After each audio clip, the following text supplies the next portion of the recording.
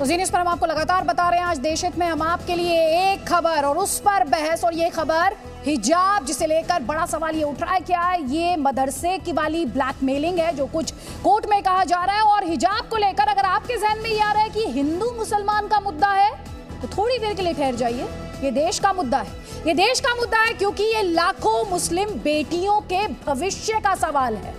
ये देश का मुद्दा है क्योंकि इसमें एक तरफ इंस्टीट्यूशन के राइट्स हैं तो दूसरी तरफ जो अल्पसंख्यक अपने अधिकारों की बात करते हैं उनके राइट्स हैं, और इन सब के बीच कहीं ना कहीं रिस्पॉन्सिबिलिटीज और कर्तव्य भी हैं। ये देश का मुद्दा है क्योंकि इसके माध्यम से आप कह सकते हैं कि बेटियों को एक बार फिर से रूढ़ियों की तरफ धकेलने की कोशिश की जा रही है, उन्हें जंजीरों में बांधने की कोशिश की जा रही है।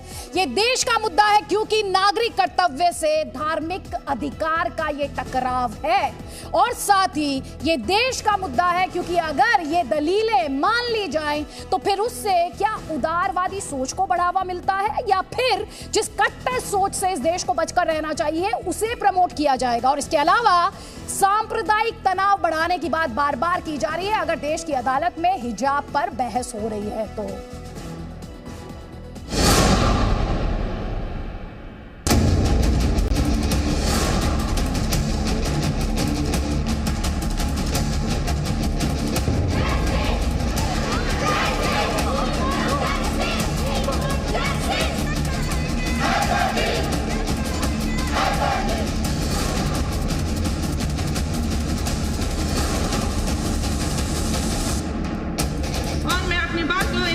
खत्म करती हूँ।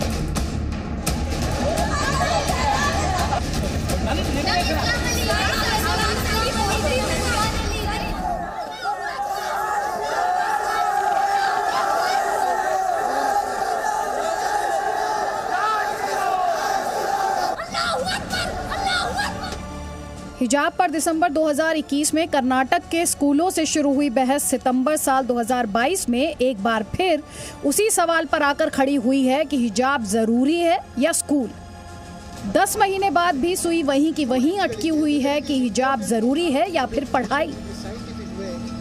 हिजाब ने साल भर में देश को बहुत कुछ दिया, किसी को इंटरनेशनल फेम बनने का मौका दिया,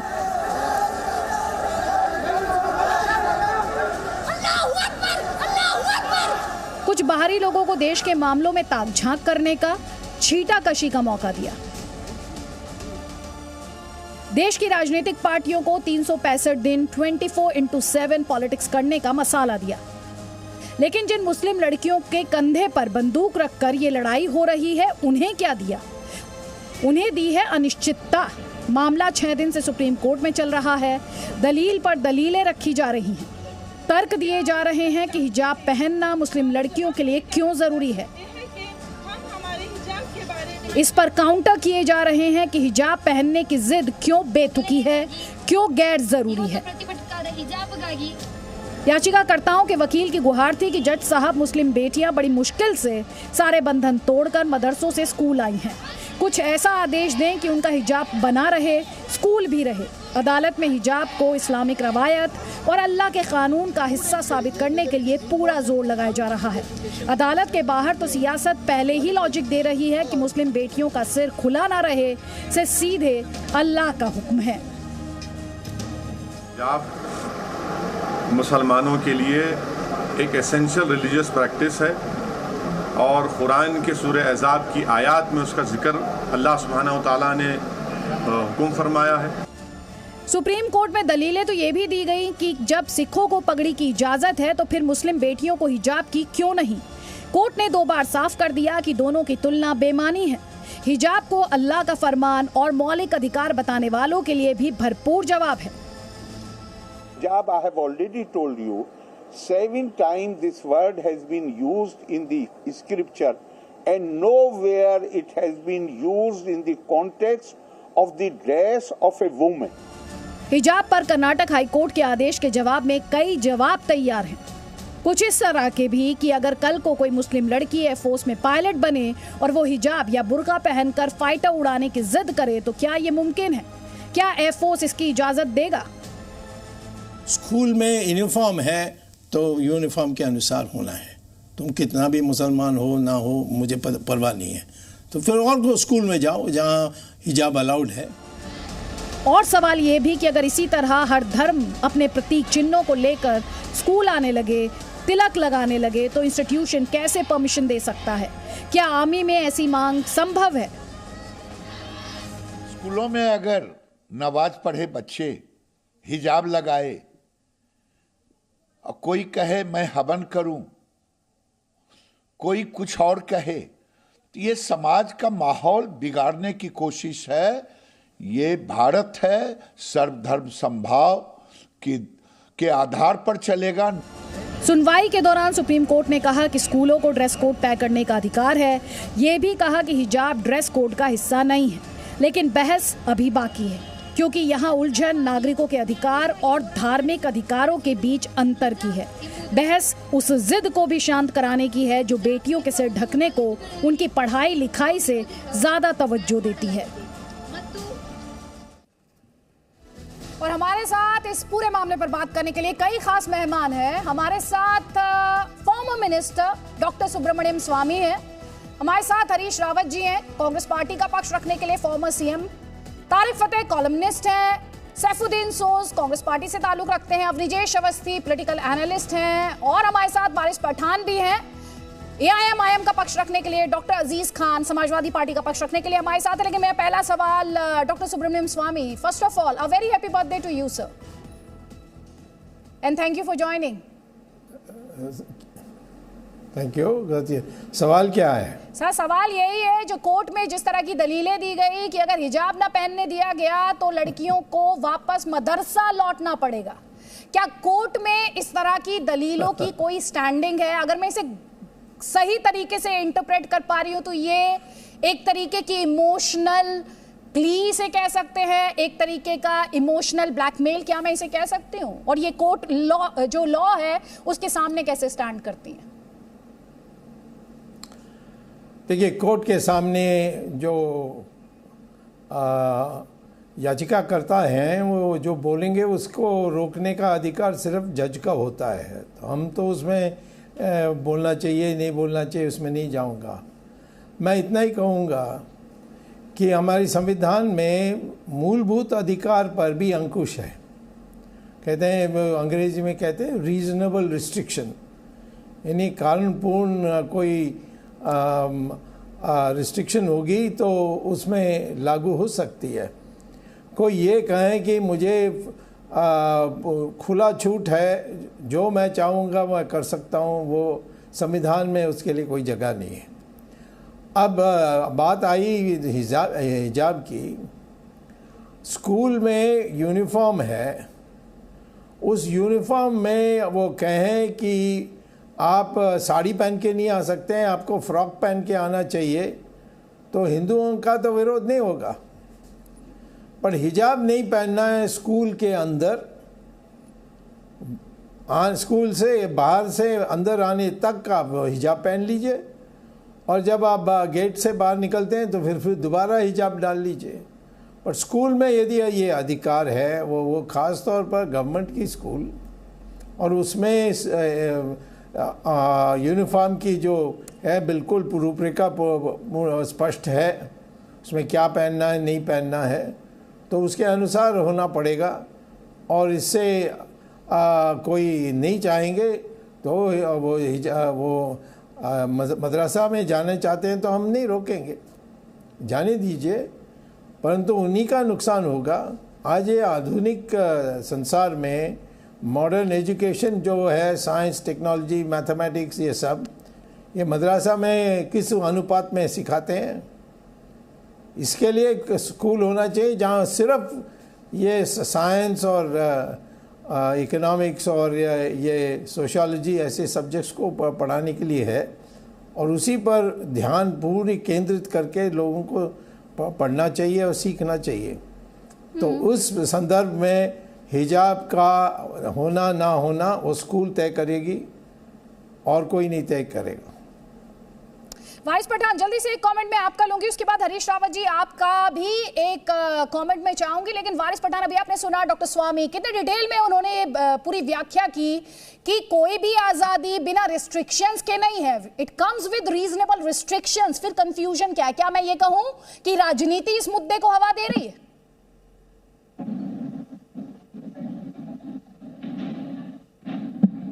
आदिति जी, आप मुझे सुन रही हैं? जी जी, मैं आपको सुन पा रही हूँ वारिस पठान। मैं दिख रहा हूँ आपको?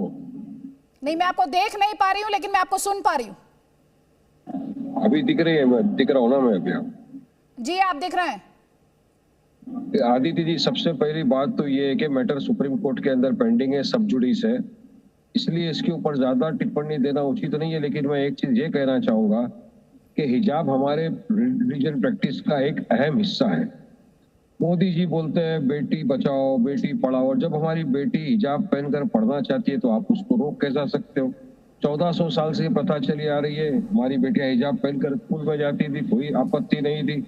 अब हमारे सिख भाई भी है, वो भी टर्बन पहनते हैं, पहनी, हमने तो कभी भी आपत्ति नहीं उठाई।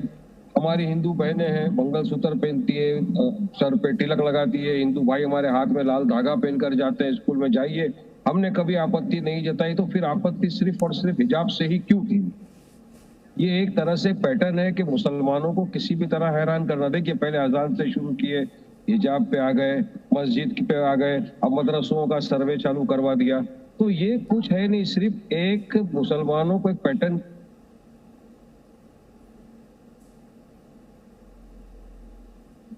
अगर चालू है, मुझे यकीन है सुप्रीम कोर्ट हमारे हक में फैसला करेगा, जो भी फैसला होगा मानेंगे सब। नहीं, लेकिन वाइस पठान, यहाँ पर जो सवाल था, आपने जो बातें उठाई उस पर तो मैं डॉक्टर स्वामी ज्यादा अच्छे तरीके से आपको जवाब दे पाएंगे। लेकिन सवाल ये है कि हिजाब पर स्कूल को तरजीह, हिजाब और स्कूल को कनेक्ट क्यों किया जा रहा है? स्कूल सेकेंडरी क्यों बन गया इस लड़ाई में?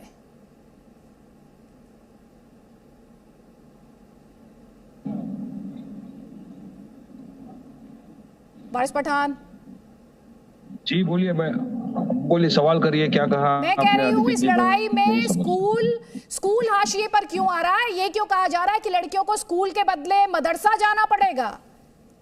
मैं जा रहा हूँ। तो क्योंकि देखा ना हमने कर्नाटका में, क्योंकि देखा ना आपने, हमने सबने देशवासियों ने कर्नाटका के अंदर जहाँ कॉलेज स्कूल में बेटियों को नहीं जाने दिया जा रहा था, तो लोगों ने नहीं गए कॉलेज स्कूलों के अंदर, वो नहीं गए।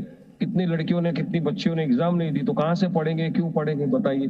तो क्यों इसको प्रॉब्लम क्या है? हिजाब से हमारा essential practice of the religion है, हमारा साफ लेकिन कर्नाटका हाईकोर्ट ने तो ये नहीं माना था। लेकिन कर्नाटका हाईकोर्ट ने तो ये नहीं माना था ना, essential religious practice Karnataka high court ने नहीं माना था। हरीश रावत जी, अभी जो थोड़ी देर पहले डॉक्टर चैलेंज हुआ सुप्रीम कोर्ट में। ठीक है, आप भी तो फिर ये दावा नहीं कर सकते ना ये एसेंशियल रिलीजियस प्रैक्टिस है, लेट द कोर्ट डिसाइड। मैं ये कह रही हूं आपसे हरीश रावत जी, अभी आपने सुना डॉक्टर स्वामी को, उन्होंने कहा कि कोई भी आजादी बिना रीजनेबल रिस्ट्रिक्शंस के नहीं आती है। जब कानून इतना क्लियर है तो फिर राजनीति हिजाब पर, और खासतौर पर जब हिजाब की ये लड़ाई इस बात पर चली जाए कि लड़कियों को मदरसा लौटना पड़ेगा।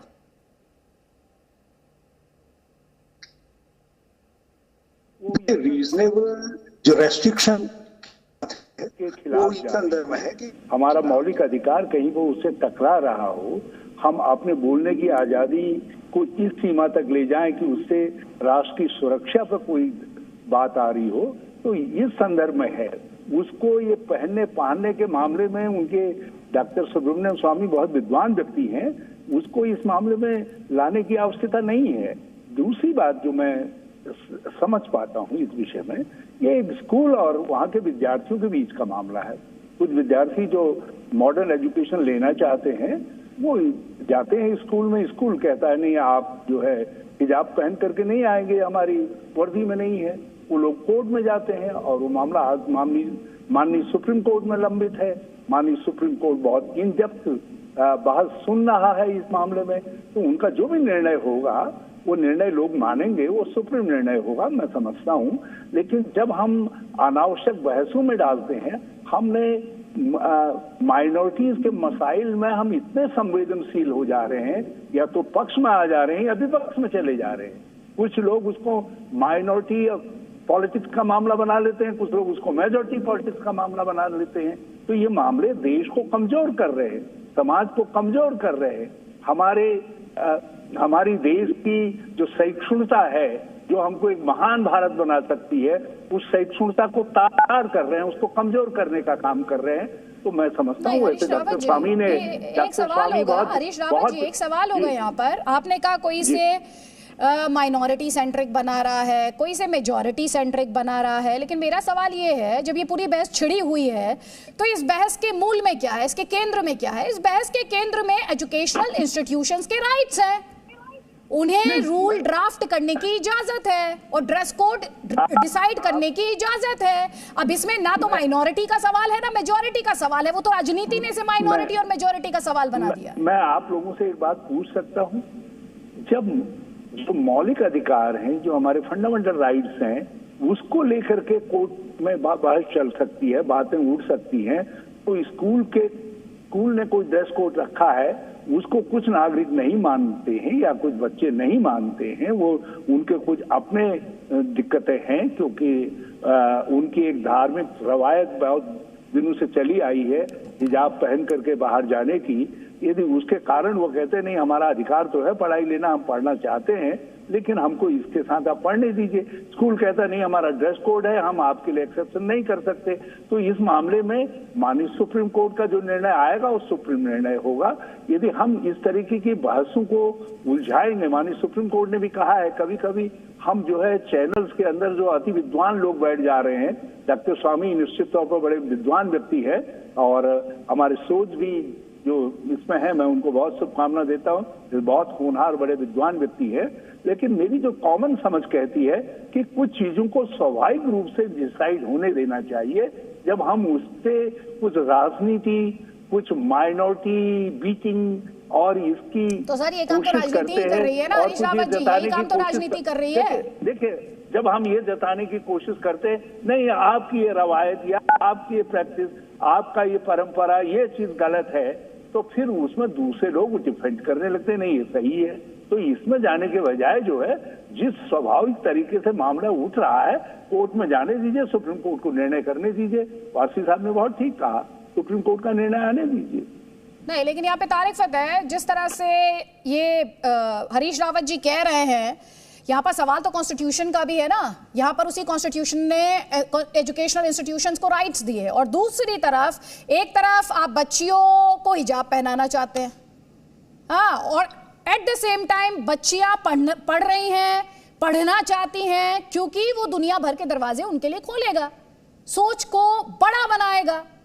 और फिर आप ये ब्लैकमेलिंग करते हैं कि अगर हिजाब ना पहनने दिया तो बच्चियां मदरसा चली जाएंगी। ये रवायत की बात अभी हरीश रावत जी कर रहे थे।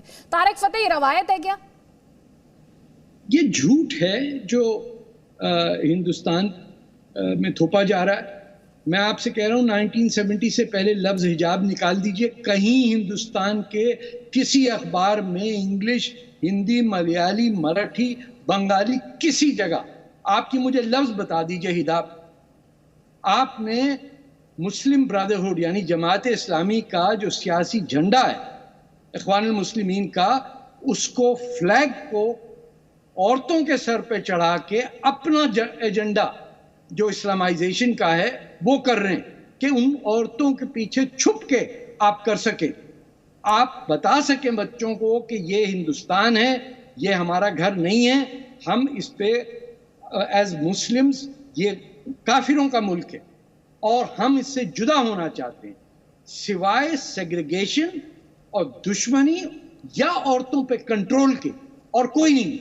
कुरान में नहीं, एक सेकंड बता दूं, पॉइंट है तारिक, मैं वापस आपको मंच दूंगी। एक सेकंड रुकिए। सैफुद्दीन सोज, आपने सुना तारिक फतेह ने कहा ये महिलाओं को कंट्रोल करने का एक तरीका है।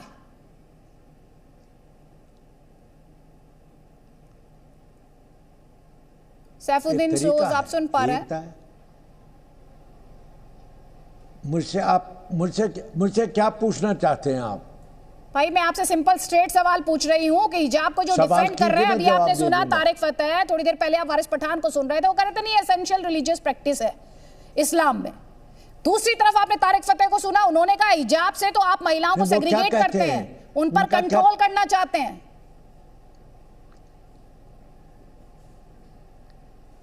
अच्छा, मैं अपने तरीके से आपको बताऊंगा। मुझे लगता है दिमाग में कि हिंदुस्तान के आईन में मजहबी रवादारी है और हर तबके को अपने मजहब के मुताबिक इबादत करने का पूरा अधिकार है। तो हिंदुस्तान के कॉन्स्टिट्यूशन में कोई मुश्किल नहीं है। तो इस मौके पर मेरे जहन में ये आता है कि इस सारी बहस में जो हिंदू मज़हब के पढ़े लिखे लोग हैं, पुरोहित या मुसलमान या इस्लाम के मुफ्तियान किराम हैं, मुझे लगता है कि ये मामला जो है फैमिलीज़ पर छोड़ना चाहिए। मुस्लिम फैमिलीज़ आप देखते हैं सारे हिंदुस्तान में, कुछ बड़े मॉडर्न हैं, जदीद हैं, उन्होंने थोड़ा सा दरमियान का रास्ता इख्तियार किया है। हर चीज़ में तशद्दुद जो है वह गलत बात है। कर्नाटका में जो हुआ वो अलग बहस है, वहाँ दोनों तरफ से तशद्दुद का रास्ता अपनाया गया ख्यालात के लिहाज से। तो मेरा ये कहना है कि ये फैमिलीज़ पर छोड़ दीजिए। मुसलमानों की तरफ से कोई इसमें आपको हंगामा नहीं होगा, क्योंकि इस्लाम जो मज़हब है यह हर घर में है, कुरान शरीफ मौजूद है, हदीस हैं, वो तो रोशनी तो मिलती रहेगी। मगर मेरा अपना अंदाज़ा है कि फैमिलीज़ ने कई शोबों में जुदागाना तरीके से रिएक्ट किया है। मसलन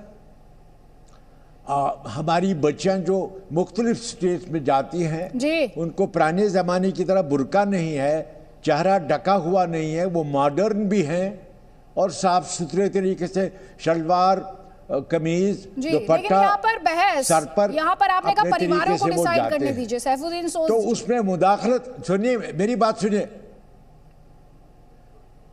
मेरा ख्याल है कि परिवार जो है उनके यहाँ पैगाम है, चाहे हिंदू है मुसलमान है, खुसूसन मुसलमानों के हर मुसलमान घर में कुरान शरीफ है, हदीस है, और अगर इंटरप्रिटेशन करना है तो वो अपने मौलवी साहब से मदद ले लें। जी, अगर हिजाब ना पहनने दिया गया तो मदरसे चली जाएंगी। मौलवी साहिबान जो है वो मॉडर्न एजुकेशन में नहीं आते हैं आगे।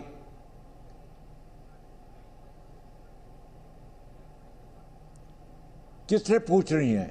आप ही से पूछ रही हूँ कि अगर हिजाब ना पहनने दिया गया तो मदरसा जाना पड़ेगा। ये किस तरह की सोच है? एक तरफ बच्चियों के राइट्स की बात होती है, बच्चियों को बेहतरीन शिक्षा सुविधाएं देने की बात होती है। नहीं, मैं आपको अपनी नहीं, सुनिए मेरी बात सुनिए, मेरी जितनी नॉलेज है उसी के मुताबिक बताऊंगा। मैं हिंदुस्तान का आईन जो है ये वाइटल डॉक्यूमेंट है सारी सोसाइटी के लिए। एक मौके पर मैंने इसको सोशल बाइबल बता दिया। तो हिंदुस्तान के आईन में कोई तंगी नहीं है, रवादारी है और मुसलमानों को अपने मज़हब की कदर करने का भी बयान है, आर्टिकल्स मुख्तलिफ 14, 15, 16। तो मेरा ये कहना है कि ये मसला जो है इसमें न हिंदू धर्म के जो लीडर हैं वो आए, न मुसलमानों के इमाम साहिबान या मुफ्ती साहिबान आ जाएं। ये पर्दे का जो इंस्टीट्यूशन है फैमिलीज पर छोड़ा जाए। दूसरे पैनलिस्ट का कई खानदानों ने जी यहाँ पर अभी आपने सुना सैफुद्दीन सोज साहब कह रहे हैं कि फैमिलीज पर छोड़ दीजिए। अवनिजेश अवस्थी जी। अदिति जी, आपकी आवाज बहुत कम आ रही है, पूरा ऑडियो थोड़ा बढ़वा दीजिएगा। अदिति जी, एक बड़ी साफ सी बात, जो लोग इसको मौलिक अधिकार, इबादत करने का अधिकार संविधान द्वारा दिया गया, बाकी अधिकारों की बात, धर्म का अधिकार करने की बात कर रहे हैं, बात बड़ी साफ सी है।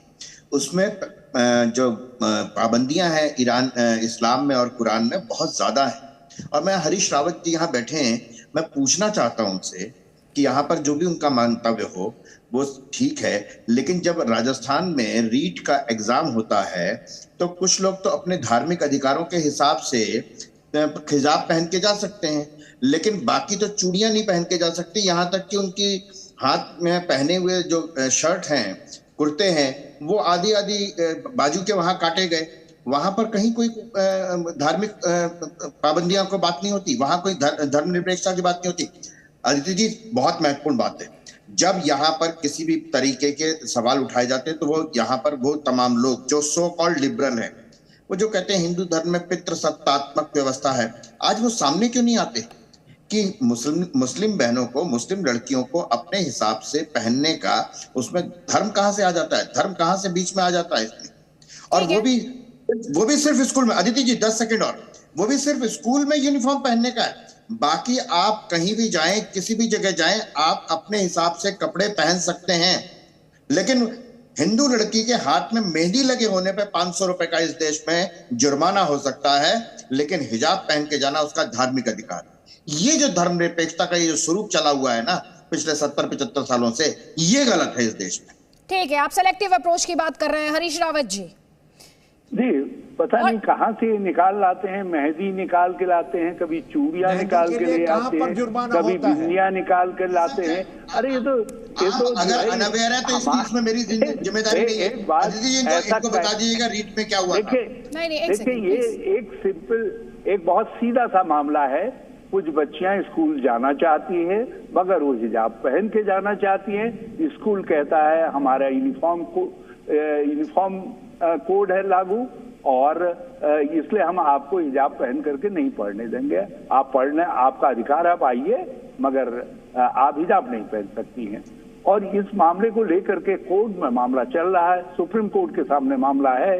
आप और हम जो है ये बिंदी, चूड़ियां आदि लगा करके जो है पेट के मसलों से, महंगाई के मसले से, रोजगार के मसले से, हमारी सीमा पर जो सवाल उठ रहे हैं उनको लेकर के दूसरे मसाइल से ध्यान हटा सकते हैं। ये चीजें हटाने की एक बात हो सकती है, मगर ये मामले का जहाँ तक तस्वीर है, इसका जो फैसला है वो माननीय सुप्रीम कोर्ट को करने दीजिए। हम थोड़ी विद्वान हैं ऐसे कि हम कानून की इतनी बारीकियों को, इतनी पेचीदगियों का हिसाब किताब कर सके।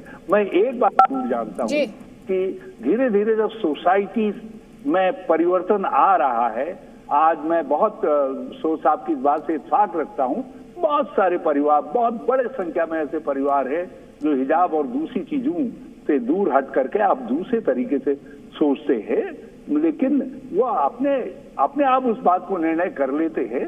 कुछ अपने धर्मों के लोगों को भी अपने धर्म के अंदर क्या, धर्मावलंबियों में क्या सुधार लाना है, अपनी रवायतों को कहाँ संशोधित करना है, तो करने दीजिए। आपके हमारे पास और भी बहुत से गम है दुनिया में, मोहब्बत के सिवा आप ये माइनॉरिटी मेजॉरिटी की पॉलिटिक्स के अलावा हमारे पास और भी बहुत सारे सवाल हैं और प्रोग्रेसिव तरीके से आगे बढ़ रहे होते तो ये मामला इतना बड़ा ही नहीं होता। तब हिजाब को लेकर इसको एक लड़ाई में थोड़ी तब्दील कर दिया गया होता।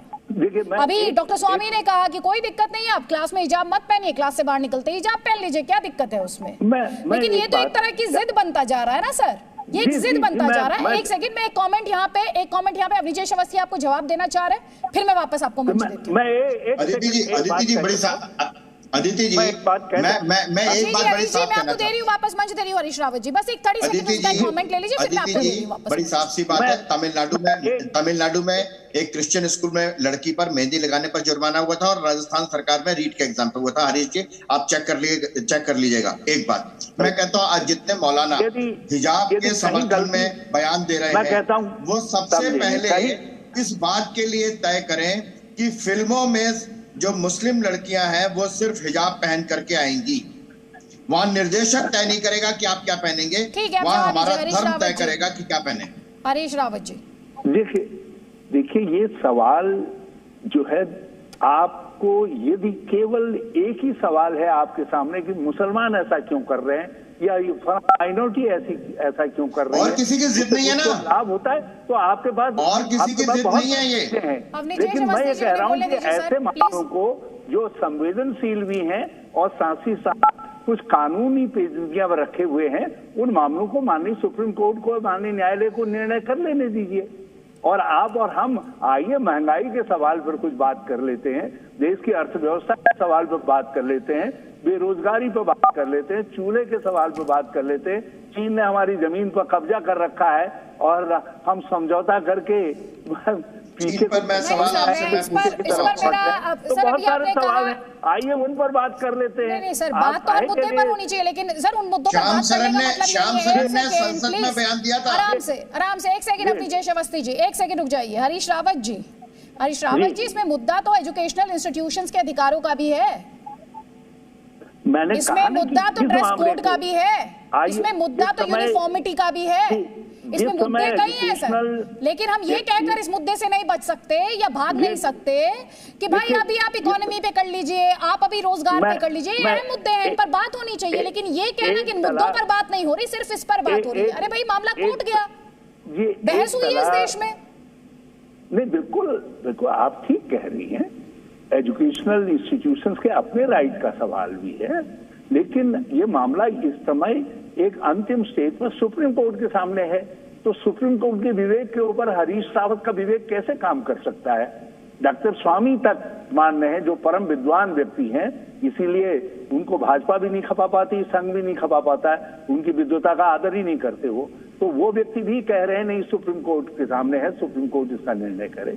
और उन्होंने एक सलाह दी, एक बात मध्य का रास्ता बताया कि कॉलेज के बाहर तक जाएं, कॉलेज में ड्रेस कोड का पालन करें, एक उनकी राय थी। लेकिन ये सब बातें जो है सुप्रीम कोर्ट को कर लेने दीजिए, और सुप्रीम कोर्ट ने इतने बड़े मामले को जो इतने वर्षों से उलझा हुआ था उसका हल निकाल दिया और सबने मान लिया, तो इसको भी कर लेने दीजिए ना। ठीक है, आप जिस कुछ हमारी संवैधानिक व्यवस्थाओं के फैसला तो सुप्रीम कोर्ट ही करेगा, लेकिन ये किस तरह की सोच है जब ये दलील ले दी जाए कि बच्चियों को मदरसा लौटना पड़ेगा, उस सोच को लेकर सवाल है, सोच को लेकर सवाल है, कोई कोर्ट नहीं है यहाँ पर, लेकिन जो सोच है उस पर सवाल है। डॉक्टर अजीज खान, बार बार एक दलील दी गई, सिख भी तो पगड़ी, सिखों की भी तो पगड़ी है। अरे भाई, आप सिखों के जो प्रतीक है और जो एसेंशियल रिलीजियस प्रैक्टिसेस में आते हैं उनके साथ कैसे ये कंपैरिजन कर सकते हैं? पीसीआर, मेरी आवाज बढ़ा दीजिए। आवाज आ रही है आपकी? मुझसे सवाल है? आप ही से सवाल है, आप ही का नाम डॉक्टर अजीज खान है सर। क्या सवाल है अदिति जी? अच्छा, सवाल ही आपने नहीं सुना, पीसीआर से आवाज बढ़वा रहे थे। मैं उनसे कहती हूँ आपका ऑडियो बढ़ाएं ताकि आप ज्यादा सुन पाए। डॉक्टर अजीज खान, सवाल ये है, बार बार ये दलीलें दी जा रही है, सिखों के जो प्रतीक हैं उनके साथ कंपैरिजन किया जा रहा है, जबकि कोर्ट एसेंशियल रिलीजियस प्रैक्टिस में उनका जिक्र कर चुका है, जबकि कर्नाटक हाई कोर्ट ने हिजाब को एसेंशियल रिलीजियस प्रैक्टिस नहीं माना था। तो ये कंपैरिजन बार बार क्यों हो रहा है? देखिए अदिति जी, 2-3 बड़ी अहम बातें हैं, उसको समझना है आज। भाई इको मेरी ठीक कर दे प्लीज। 2014 से जब से बीजेपी शासन सत्ता में आई है, क्या खाना है, क्या पहनना है, कैसे रहना है, अब इस पर चर्चा हो रहा है। देश में बहुत बड़ी बड़ी समस्या है, उस पर चर्चा नहीं हो रहा है। किसको क्या खाना, इस पर चर्चा हो रहा है। एक बात, अभी मैं तारिक फतेह साहब की बात सुन रहा था, शायद उनको जानकारी है या नहीं है मैं नहीं कह सकता हूं। देश का जो कल्चर है, देश की जो रवायात है, उसको ये कह रहे हैं औरतों के ऊपर बंधन है। अरे कल्चर भी कोई चीज होती है मेरे दोस्त, तारिक फतेह साहब, कल्चर भी कोई चीज होती है। आपको कल्चर के बारे में जानकारी नहीं, आपको यह नहीं पता कल्चर क्या होता है, संस्कृति क्या होती है। सुनिए मेरी बात, एक सेकंड आप मत समझाइए, ये तारिक फतेह की आवाज नहीं आ रही है। एक सेकंड सर, आप म्यूट पर हैं क्या? खुद को अनम्यूट कीजिए तारिक फतेह जी। नहीं, मैं म्यूट पे नहीं हूँ। ठीक है, एक सेकंड। और डॉक्टर अजीज खान, मैं आपसे एक बात कहूंगी, बात पूरी कर लीजिएगा क्योंकि उसके बाद तारिक फतेह से आपको जवाब मिलेगा, लेकिन ये इस तरह की मत बताइए किसको कितनी समझ है। आपको बताने की जरूरत नहीं, जनता तय कर लेगी किसे कितनी समझ है, ठीक है? जो बात उन्होंने कहा वही तो बात मैं करूंगा। नहीं, तो उन्होंने आप पर निजी हमले किए हैं क्या? उन्होंने अपनी बात रखी है सर, उन्होंने अपनी बात रखी है, तो आप मुद्दे पर रहिए, तो आप मुद्दे पर रहिए ना, आप मुद्दे पर रहिए और बात पूरी कीजिए। इसका कल्चर नहीं है, ये कल्चर आपका, आपने 4 बीवियां कितने कल्चर होती है किसी भी चीज की। सुनिए, और 200 लॉन्च कल्चर आपका होती है, धार्मिक स्वतंत्रता होती है, और आज ये सारे मुद्दे आपको तो धर्म इजाजत देता है ना 200 लॉन्च रखने का। मैं एक बात और बताना चाहूँ, चर्चा होना चाहिए शिक्षा पे, बिल्कुल चर्चा होना चाहिए। आज आप आपका इजाजत देता है, इसको सुन लीजिए, तारिक फतेह साहब, आपके बड़े काम की चीज है, चर्चा इस पर होनी चाहिए। इस मुल्क में 2018 में 10,83,678 विद्यालय रहे सरकारी, और 2020 में यानी एक साल के अंदर इसमें 10,32,570 स्कूल रह गए, यानी 51,000 स्कूल बंद हो गए। क्यों बंद हो गए?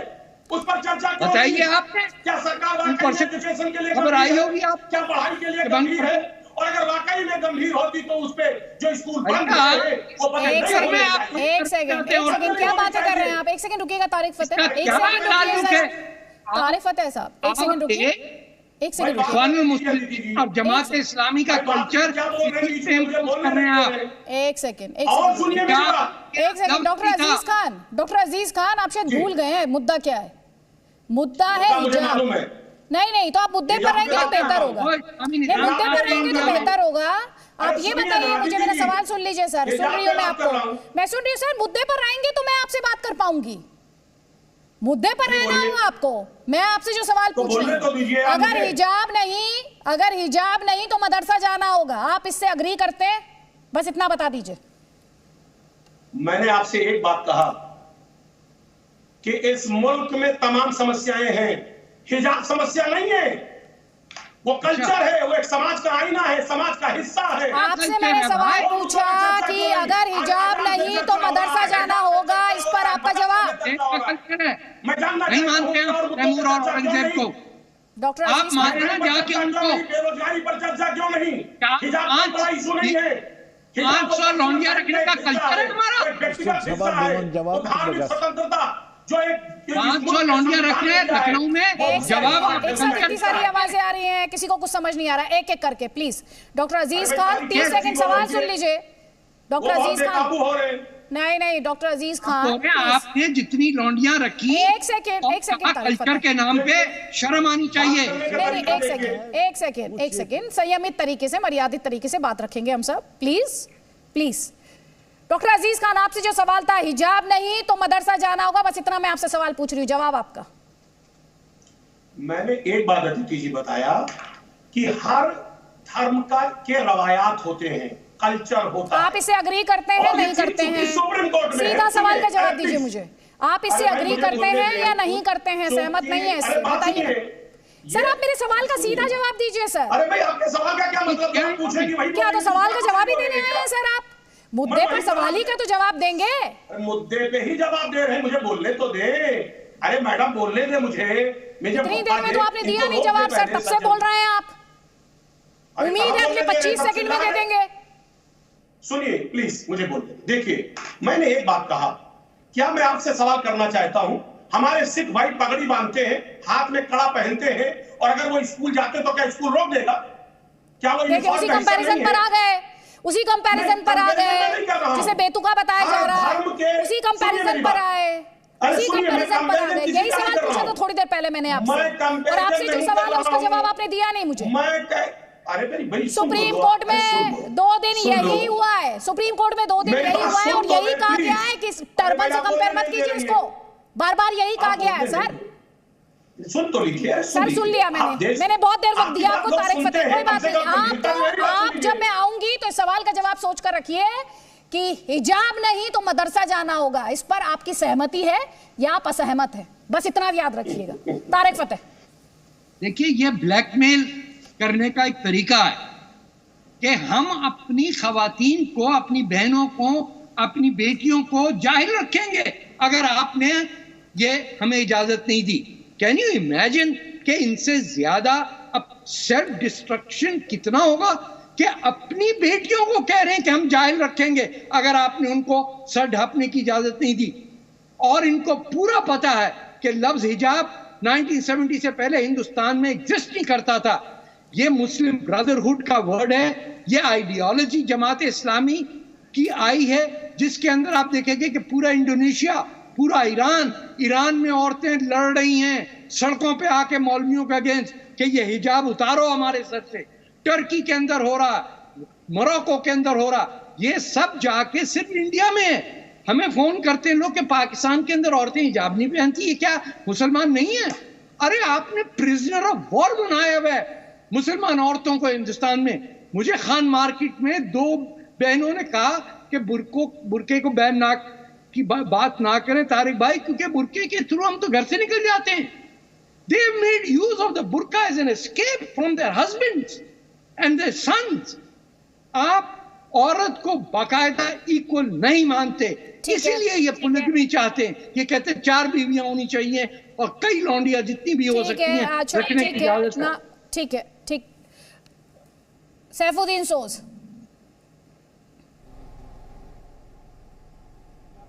जी, हिजाब नहीं तो मदरसा जाना होगा, आपका जवाब इस पर? में थोड़ा सा तशद्दुद हुआ। नहीं, मैं उसी पर आ रहा हूं, मुझे कोई दिक्कत नहीं है, मैं क्लियर हूं इस पर। अभी कर्नाटका में आइडियाज़ में तशद्दुद होगा, एक्सट्रीमिज्म हो, कुछ मुस्लिम तबके से कुछ लोगों ने एक्सट्रीम रास्ता अपनाया, लेकिन वहाँ के स्कूलों कॉलेजों ने भी ऐसा ही किया। अभी मैंने सुना कि मेहंदी लगाने के लिए राजस्थान में कहीं जुर्माना किया गया, वो बिल्कुल गलत है। सवाल ये है कि मुस्लिम फैमिलीज़ के मैंने बात की, उनको किसी मौलवी साहब को बुलाना नहीं पड़ेगा हमें क्या करना है।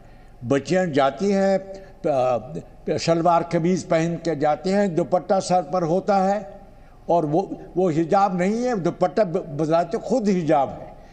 ये इंसिस्ट करना कि हमको काले कपड़े को या सफ़ेद कपड़े को लाकर सिलवाना है, ख़ास बुर्का जिसमें चेहरा बंद हो जाए, मैं उसका सपोर्ट नहीं कर सकता। और मुसलमान बच्चों को तालीम के रास्ते पे आना है, और ये एडजस्टमेंट स्कूल कॉलेज खुद करेगा वालिदीन के साथ, फैमिलीज पर छोड़ना चाहिए। एक फैमिली मान लीजिए एक्सट्रीम एजुकेशनल इंस्टीट्यूशंस को कहां राइट बचा कि वो ड्रेस कोड डिसाइड कर सके, फिर तो जिसका जो मन करेगा वो पहनकर जाएगा। सर, फैमिलीज कह देंगी, कल को कुछ हिंदी फैमिलीज कह देंगी कि साड़ी के बिना नहीं जाना है, तो फिर वो साड़ी पहन के जाएंगे। हर कॉलेज जानता है कैसे फैमिलीज तय कर ले। असगर अली कैसे खान, बच्चियां आ जाएगी। असगर अली खान जी सर, देखिए फतेह अली साहब अभी जो फरमा रहे थे, देखिए सबकी अपनी अपनी सोच है। ये शायद अपने घर की बच्चियों के लिए कह रहे होंगे। जहाँ तक मैं जानता हूँ, मेरी फैमिली की बच्चियाँ और सब वो खुद फैसला करती हैं, उनमें इतनी हया है। हम किसी से कंपेयर नहीं कर रहे हैं, हम ये नहीं कह रहे हैं कि कोई और पे हया है, लेकिन हम ये कह रहे हैं कि उनमें इतनी हया है कि वो खुद इसका फैसला करती हैं कि हम हिजाब पहनेंगे, हम नकाब में रहेंगे, हम कैसे ड्रेस पहनेंगे, स्कर्ट पहनेंगे। उनमें इतनी एक मिनट फतेह साहब जरा सब्र कर लीजिए, आपको बहुत टाइम दिया है, थोड़ा सब्र कर लीजिए। 17,000 लड़कियों ने अगर वहाँ स्कूल छोड़ दी है, तो अगर आप मदरसे की बात करें, अगर तो हया से क्या ताल्लुक है उसका? आपने कैसे तय किया कि दुपट्टा नहीं पहनती वो ये बेहया लड़की? अपने मुल्क की एजुकेशन को चाहते हैं कि इस मुल्क में, अभी तो ये नारे थे कि लड़की असगर अली जी, असगर अली जी, आपने इसको हया से जोड़ दिया सर। असगर अली जी, आपने इसे हया से जोड़ दिया सर। मैं आपके सामने बैठी हूँ, मैं वेस्टर्न कपड़े पहनती हूँ। एक सेकंड सर, नहीं सर, एक तरफ आप महिलाओं की बात कर रहे हैं, बच्चियों की बात कर रहे हैं, और आप हया डिफाइन कर रहे हैं। हया का सर्टिफिकेट आप देंगे सर, आप हया का सर्टिफिकेट देंगे, आप डिसाइड करेंगे हया की परिभाषा क्या है और किस में हया है और किस में हया नहीं है, ये आप डिसाइड करेंगे सर। किस तरह की डिबेट कर रहे हैं सर आप? किस तरह की डिबेट आप कर रहे हैं मुझसे? नहीं, किस तरह की डिबेट कर रहे हैं सर? शायद यही सोच रही होगी जब कहा गया कि अगर हिजाब नहीं पहनने दिया गया तो बच्चियां मदरसा जाना पड़ेगा बच्चियों को, यही सोच रही होगी सर। आप क्यों जबरदस्ती करती हैं? आप कह रही है नकाब के लिए हम जबरदस्ती कर रहे हैं, आप क्यों जबरदस्ती कर रही है? तो नंगी घूमे सर, आप जिस तरह के शब्दों का इस्तेमाल कर रहे हैं ना, आप जिस तरह के शब्दों का इस्तेमाल कर रहे हैं, एक मर्यादित बहस में उस तरह के शब्दों का इस्तेमाल करने की जरूरत नहीं है। और आप कस्टोडियन नहीं है, आप कस्टोडियन नहीं है। बस इतनी ही देर लगी आपको ये कहने में, बस इतनी ही देर लगी उस आर्ग्यूमेंट से स्विच करने में। हमारी बच्चियां तय करेंगी कि वो क्या पहनेंगी, अब उनमें हया है। अगली लाइन में आप हया पर आ गए सर। कम से कम सोच तो लीजिए आप बोल क्या रहे हैं, खुद अपने ही आर्ग्यूमेंट को खारिज कर रहे हैं। आप सभी मेहमानों का फिलहाल बहुत बहुत शुक्रिया हमारे इस डिस्कशन में शामिल होने के लिए। लेकिन सवाल उस सोच पर जरूर उठेगा। मामला सुप्रीम कोर्ट में, देश की सर्वोच्च अदालत इस पर फैसला लेगी। लेकिन जो सोच जो ये कहती हो अगर हिजाब नहीं तो मदरसा जाना पड़ेगा, उस सोच पर सवाल उठना लाजमी है।